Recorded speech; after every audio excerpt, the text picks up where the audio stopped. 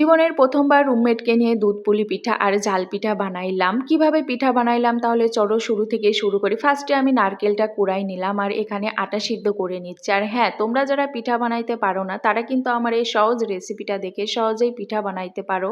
তাই ভিডিওটি না টেনে শেষ পর্যন্ত দেখো। আই হোপ তোমাদের কাজে লাগবে। তো যে নারকেলটা আমি কুড়াই রাখছিলাম আর গুড়টা ভেঙে রাখছিলাম, এখন নারকেল আর গুড় একসঙ্গে মিক্সড করে নিব। এটা হাত দিয়ে ভালোভাবে মেখে নিব আর এর ভিতরে মশলা আর এলাচ ফেলে দিব 2-3 পিস। আর ঝাল পিঠা বানানোর জন্য আগে থেকেই কালাইয়ের ডাউল সব রকম মশলা দিয়ে সিদ্ধ করে রেখেছিলাম।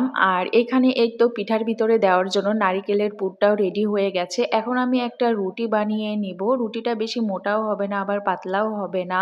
এখন রুটিটা গ্লাস দিয়ে কেটে ছোট ছোট টুকরো করে নিব।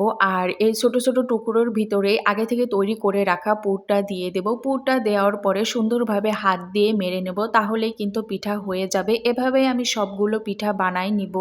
পিঠাটা রান্না করার জন্য খেজুরের গুড় আমি সব রকম মশলা দিয়ে আগে থেকেই জাল করে রেখেছিলাম। রসটা ভালোভাবে ফুটে আসলে এর ভিতরে পিঠাটা দিয়ে দেব। পিঠাটা কিছুক্ষণ ফোটানো হয়ে গেলে ঠান্ডা করে এর মধ্যে দুধ দিয়ে দেব। রসটা যেন ফেটে না যায়। দেখতে যেমন হয়েছে খেতেও দারুণ হয়েছিল।